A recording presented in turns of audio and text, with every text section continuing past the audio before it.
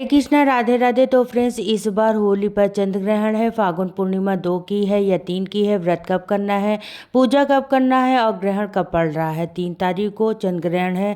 साल का पहला चंद्र ग्रहण है। इस दिन हमें लड्डू गोपाल की सेवा पूजा कैसे करनी है, क्या नियम होने चाहिए, कब उन्हें भोग लगाना है, कब सेवन करना है, संपूर्ण जानकारी एक ही वीडियो में मिलेगी। तो प्लीज़ वीडियो को पूरा देख लीजिएगा।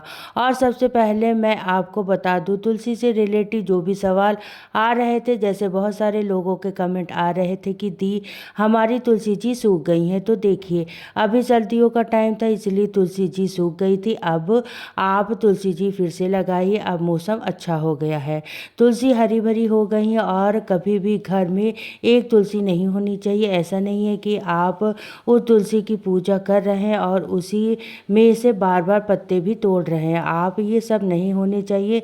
तोड़ने के लिए पत्ते आप अलग से तुलसी रखिए और पूजा करने वाली तुलसी को आप अलग से रखिए, ठीक है। इस तरीके से घर में 2-3 तुलसी कम से कम जरूर होनी चाहिए। और तुलसी का पौधा बहुत ही शुभ होता है। तो आप अपने घर में जितने ज़्यादा तुलसी लगा के रखिएगा, मतलब घर को वृंदावन बना के रखना है। हमारे यहाँ आपको एक ही तुलसी दिख रही है, लेकिन हमने पीछे प्लॉट में बहुत सारी तुलसियाँ लगा रखी है। जब भी हमें तुलसी लेनी होती है पूजा में चढ़ाने के लिए या भोग में रखने के लिए, तो हम वहीं से लेते हैं। चलिए, अब आते हैं अपने मेन टॉपिक पर। तो देखिए, 2 और 3 दोनों ही दिन पूर्णिमा तिथि रहने वाली है, लेकिन जो व्रत की पूर्णिमा है ना, वो हम 2 तारीख को ही मनाएंगे।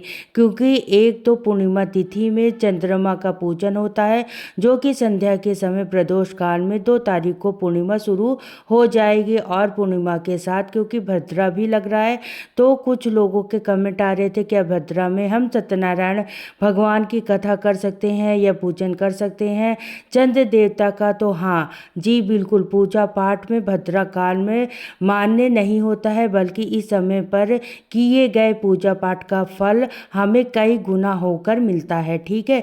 तो आप 2 तारीख को व्रत करें और 2 तारीख को ही आप पूर्णिमा व्रत में चंद्रमा की पूजन करें। सत्यनारायण भगवान की कथा भी आप 2 ही तारीख को करनी है, तो 2 की शाम को ही आप कथा कर सकते हैं, ठीक है। तो देखिए, 3 तारीख को दोपहर में 3:20 से चंद्रमा ग्रहण शुरू हो रहा है, जिसका सूतक काल 9 घंटे पहले ही लग जाएगा। तो यानी सुबह 6 बजे से ही मंदिर के पट बंद हो जाएंगे, कोई भी पूजा पाठ नहीं होगी। और अगर आप ग्रस्त में हैं, अगर 6 बजे से पहले आप पूजा पाठ कर सकते हैं, अपने लड्डू गोपाल की सेवा कर सकते हैं, भोग लगा सकते हैं, तो बहुत अच्छा। इसके लिए आपको ब्रह्म मुहूर्त में उठना पड़ेगा, लेकिन सभी के लिए यह पॉसिबल नहीं हो पाता है। तो फिर आप 3 तारीख को पूरे दिन पूजा मानसिक रूप से करिएगा, मंत्रों का जाप कर सकते हैं, पाठ कर सकते हैं, जो भी आपको करना हो। अलग से बैठकर मंदिर पर आप पर्दा डाल दीजिए, मंदिर का दरवाज़ा लगा दीजिए, ठीक है।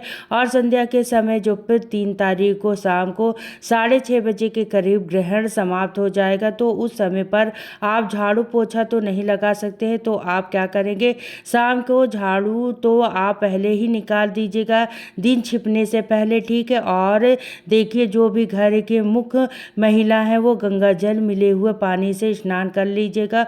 और जो बच्चे हैं, बुजुर्ग हैं, जो नहीं नहा सकते हैं, तो उन्हें आप वस्त्र जरूर से बदल दीजिएगा, हाथ पैर मुंह धुलवा कर, ठीक है। और स्नान कराने के बाद मंदिर के पट खोलिएगा, भगवान को उठाइएगा। तो देखिए, रात में भगवान को किसी को भी आपको स्नान नहीं कराना है।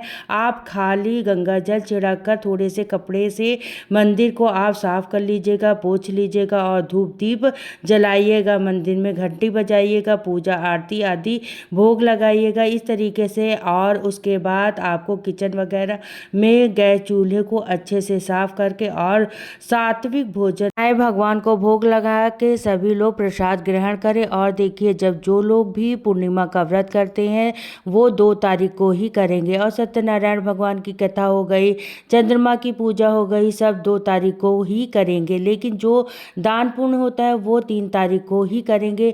अब किसी ने भी कमेंट किया कि उस समय तो ग्रहण चल रहा होगा, तो क्या हम दान कर सकते हैं। तो जी हाँ, बिल्कुल, आप ग्रहण काल में दान निकाल के रख सकते हैं। और अगर कोई ज़रूरतमंद या कोई ब्राह्मण दिख जाता है तो आप उन्हें दे भी सकते हैं, ठीक है। और ग्रहण में दान करने की बिल्कुल भी मनाही नहीं होती, बल्कि बहुत ही शुभ माना जाता है, अच्छा माना जाता है। और चंद्र ग्रहण है तो सफ़ेद चीज़ों का ही दान होगा, जैसे कि चीनी, चावल, दूध, दही, इस तरीके की चीज़ें। और दक्षिणा जरूर होनी चाहिए। आप सीधा भी निकाल सकते हैं, जैसे आटा, दाल, चावल, सब्जी, इस तरीके से। तो देखिए, दान हमेशा अपने सामर्थ्य के अनुसार ही करना होता है। तो जो भी जितना भी बन पड़ता है, लेकिन दान आप जरूर से करिएगा। और देखिए, लड्डू गोपाल की सेवा आप 2 तारीख को पूरे दिन अच्छे से करिएगा। रात्रि को उन्हें अच्छे से हम भोग लगा देंगे और तब आप उन्हें शयन करा देंगे। फिर आपको 3 तारीख को, अगर आप सुबह में जल्दी नहीं उठ सकते हैं, तो 3 तारीख को ऐसे ही सोने देंगे। अब उनको तो देखिए, वैसे तो हम लोग रात्रि को ही शयन तो करा ही देते हैं ना। और अगले दिन क्योंकि चंद्र ग्रहण है, देखिए जब भी सूर्य ग्रहण या चंद्र ग्रहण होता है तो किसी भी विग्रह को, किसी भी भगवान को स्पर्श करना, धूप दीप जलाने की, पूजा करने के, ये सब अच्छा नहीं माना जाता है। घंटी वगैरह नहीं बजाई जाती इस समय पर। हाँ, मानसिक रूप से आप जितना ज़्यादा हो सके जप कर सकते हैं, क्योंकि कहते हैं ग्रहण काल में किया गया जब तब आपके लिए बहुत ही ज़्यादा विशेष फलदायी होता है। और जैसे कि चंद्रमा कष्ट में होते हैं या सूर्य कष्ट में होते हैं ग्रहण के समय, वो भी बलवान होते हैं। और देखिए, सूर्य और चंद्रमा हमारे 2 ग्रह हैं जिनके बिना हमारा जीवन हम सोच भी नहीं सकते। क्योंकि सोच कर देखिए, अगर ये नहीं होंगे तो पृथ्वी पर चारों ओर तो अंधकार सा छा जाएगा। ना कोई फूल, ना कोई वनस्पति, खेत खलिहान में अन्न की उपजाऊ होगी ना। तो जिस समय वो कष्ट में है, उस समय तो हमें उनके लिए प्रार्थना करनी चाहिए। और देखिए, हम भोजन तो नहीं बना सकते हैं चंद्र ग्रहण में। सुबह आप बना ले, सूतक के समय भोजन बनाया जा सकता है, कोई दिक्कत नहीं है। और बच्चे हैं, बुजुर्ग हैं, आप सभी के लिए बना के थोड़ा खाना ज़्यादा रख सकते हैं। और सभी खाने में तुलसी पत्र ज़रूर से डाल दीजिएगा, यहाँ तक कि पीने के पानी में, दूध में, हर चीज़ों में। और तुलसी इसलिए डाली जाती है जिससे कि खाने में निगेटिव एनर्जी प्रभाव ना कर सके। ठीक है, तो आप यह ध्यान से कर लीजिएगा। और बस ध्यान रखिए कि तुलसी ग्रहण के समय तोड़ी नहीं जाती है, तो पहले से तुलसी तोड़ कर रख लीजिएगा। जो भी गर्भवती महिलाएं हैं उनके लिए मैं पहले से बता चुकी हूँ कि कैंची का, चाकू का इस्तेमाल नहीं करना है, गैस चूल्हे पर काम नहीं करना है आपको ग्रहण के समय। तो आपको घर के अंदर रहना है। और मान लीजिए, आपको बताया था कि गेरू मिट्टी आप ले लीजिएगा, जिसे घोल कर आप अपने पेट पर अच्छे से लेप लीजिएगा। और अंदर ही रहिएगा, भगवान का नाम का जाप करिएगा, ज़्यादा से ज़्यादा कोई पाठ करिएगा। भगवत गीता का आप 7वां अध्याय कर सकते हैं घर में, सुंदरकांड, या फिर विष्णु सहस्त्र नाम का पाठ भी कर सकते हैं, या चलाकर भी कहीं मोबाइल पर रख सकते हैं। वैसे ज़्यादा से ज़्यादा मंत्र जाप इसमें बताया गया कि ग्रहण के समय आपको मंत्र जाप ज़्यादा से ज़्यादा करना चाहिए। इससे क्या होता है कि एक तो आपका मंत्र सिद्ध हो जाता है, और दूसरा यह कि हम सब जानते हैं कि मंत्र में कितनी पावर होती है। तो किसी भी पाठ पूजा को करने से ज़्यादा मंत्र जाप की महिमा ज़्यादा बताई गई है। तो आप अपने गुरु मंत्र का, या अपने इष्ट का, या आप जो भी नाम जप करते हैं तो वो भी आप जाप कर सकते हैं। और जैसे 3:20 से ग्रहण शुरू होगा, जो कि 6:30 बजे तक रहेगा। इस समय पर आपको खाना नहीं खाना है, सोना नहीं है, पूजा पाठ में भी आपको नहीं करना है। देखिए, सारा नियम सब पर लागू नहीं होते, जैसे कि घर के बच्चे हैं, बुजुर्ग हैं, उनके लिए ये नहीं है, ये नियम नहीं लेने हैं। जो लोग कर सकते हैं ना, वो ज़रूर से करिएगा। और घर में जो भी मुखिया हैं, महिला हैं या पुरुष है, वो ज़रूर से कर लीजिएगा। इससे आपके पूरे परिवार की सुरक्षा भी होगी, और आपका ग्रहण काल में भी किया गया पूजा का फल भी मिलेगा। क्योंकि देखिए, ग्रहण के समय ना बहुत ज़्यादा, मतलब बहुत ही ज़्यादा अधिक मात्रा पे नेगेटिविटी शक्तियाँ धरती पर होती है, जो कि किसी भी तरह हमारा अनिष्ट कर सकती है, हमारे घर में वास कर सकती है, जिससे हमारे घर का कलह कलेश या उन्नति तरक्की रुक जाती है। बहुत सारे ऐसे कारण होते हैं, बीमारियों से, आलस, चिड़चिड़ापन से ग्रस्त हो जाते हैं लोग। लेकिन घर का कोई भी एक सदस्य घर में पूजा पाठ कर रहा है, यानी मंत्र जाप इत्यादि आप कर रहे हैं, तो आपके घर में नेगेटिव शक्तियाँ प्रवेश नहीं कर पाएगी। इससे आपका पूरा घर सुरक्षित रहेगा। तो आप ये कार्य जरूर से करिएगा। तो आपको जो भी खाना पीना है, चाय, दूध, कॉफ़ी, जो भी आप पीना पसंद करते हैं, वो ग्रहण से पहले पी सकते हैं।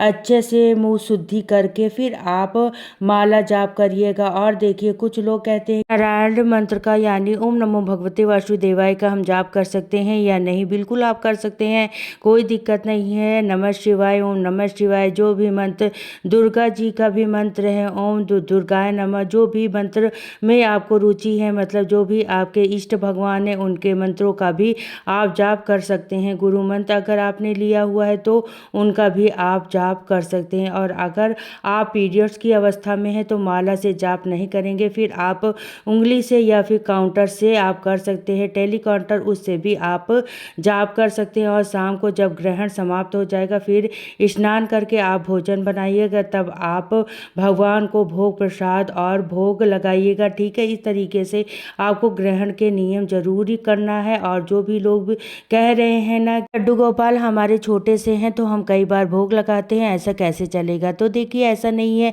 वो परमपिता परमात्मा है, वो कोई संसारिक बच्चे नहीं है। जब आप कुछ खाने बैठे और मानसिक रूप से आप उन्हें ध्यान भी कर लेंगे ना, तो प्रभु आइए आप पहले भोग लगाइए, तो समझिए उन्होंने वो स्वीकार कर लिया है। क्योंकि प्रभु से भाव स्वीकार करते हैं, तो जैसे हम पीरियड्स के टाइम में पूजा नहीं करते हैं ना, दूर से ही हम हाथ जोड़ लेते हैं और मानसिक रूप से भोग लगाते हैं, वैसे ही ग्रहण के समय सूतक पातक में भी कई दिनों में शास्त्रों में मनाही की जाती है, ठीक है। और कोई भी हमें पूजा पाठ शास्त्रों विरुद्ध जाकर नहीं करनी है। और दान की हमने आपको बता ही दिया, दान आप अपने पितरों के निमित्त या जो भी जरूरतमंद ब्राह्मण को आप दान निकालना चाहते हैं वो आप 3 तारीख को आराम से निकाल सकते हैं, उसमें कोई दिक्कत नहीं है। और होलिका दहन आपके यहाँ पर 2 की रात में हो रही है, 3 की रात को हो रही है, लेकिन ध्यान रखिए कि रंग खेलने वाली होली होती वो हम 4 तारीख को ही करनी है। तो 4 तारीख को सुबह में आप पहले थोड़ा जल्दी उठ जाए, घर की अच्छे से साफ सफाई कर ले, पानी में नमक डालकर, और आप चाहे फिटकरी डालकर, नींबू डालकर, क्योंकि पूरी रात ग्रहण का असर होगा, तो आपको घर को अच्छे से क्लीन करना है, मंदिर साफ करना है, मंदिर में भोग लगाना है, आरती करना है, और थोड़ा सा अबीर गुलाल को अर्पित जरूर करना। लड्डू गोपाल के साथ आपको होली खेलना है और उसके बाद आप पूरे दिन अपना होली का त्यौहार एंजॉय करें और जमकर होली खेलें। होली के रंगों से घबराना नहीं है। बहुत सारे लोग होते हैं जो होली बिल्कुल नहीं खेलते हैं, नहीं, आप ऐसा नहीं करना है। साल भर का त्यौहार है और रंग लगाना बहुत ज़रूरी होता है। तो देखिए बहुत सारे लोगों को होली खेलना पसंद नहीं है, घर में गंदगी हो जाएगी, ऐसा हो जाएगा, वैसा हो जाएगा, नहीं, आपको बिल्कुल नहीं करना है, क्योंकि होली साल भर का त्यौहार है और रंग बिरंगे रंगों की तरह आपके जीवन में भी हमेशा कलरफुल रंग बने रहें, ऐसी कामना के साथ आप होली जरूर किएगा। क्योंकि जो लोग होली खेलना पसंद नहीं करते ना, वो बहुत बड़ा दोष ले लेते हैं अपने सर पर। क्योंकि देखिए जिनके यहाँ पर मृत्यु हो जाती है या कुछ अशुभ हो जाता है, कोई दुर्घटना घट जाती होती है, वो लोग होली नहीं खेलते हैं, त्यौहार नहीं मनाते हैं। तो आप ऐसा काम बिल्कुल ना करिएगा, आप थोड़ा ही खेलें चाहे, लेकिन होली जरूर खेलिएगा। और पूर्णिमा की जो पूजा की वीडियो है वो मैं कल डाल दूंगी, कैसे चंद्रमा की पूजा करनी है, कैसे सत्यनारायण भगवान की कथा करनी है, तो वो वीडियो मैं कल डाल दूंगी, आप वहां से देख लीजिएगा, देखिए आपको हेल्प हो जाएगी। और देखिए बहुत सारे लोगों ने होलिका की जली हुई राख अपने घर ले आते हैं, आप से मैं मना करूंगी कि आप बिल्कुल मत लाइएगा। देखिए बाहर जब होलिका जलाई जाती है कॉलोनी में या आप सड़कों पर, क्योंकि क्या होता है ना, वो बहुत सारे लोग तरह तरह के उतार करके होली में डाल देते हैं, अपनी नज़र हो गई, कोई भी चीज़ हो गया, आप वहाँ राख लेकर घर पर अपने आते हैं, छिड़क देते हैं या लॉकर वगैरह में रख देते हैं ना, ये आप बस आपने नहीं करना है। तो देखिए इस तरीके से अंधविश्वास में आपको नहीं फंसना है, आप अपनी पूजा पाठ पर विश्वास रखिए, अपने कर्मों पर विश्वास रखिए, आपके घर में हमेशा पॉजिटिव रहेगा, आपका घर हमेशा धन धान से भरा रहेगा। तो हमने आपको होली से जुड़ी, पूर्णिमा से जुड़ी हुई, ग्रहण से जुड़ी हुई पूरी जानकारी दी है। आई होप आपको वीडियो अच्छा लगा हो, वीडियो पसंद आया हो तो लाइक शेयर कमेंट जरूर करना। चैनल पर पहली बार आए हैं तो सब्सक्राइब कर लीजिएगा। फिर मिलती हूँ नेक्स्ट वीडियो में, तो सभी को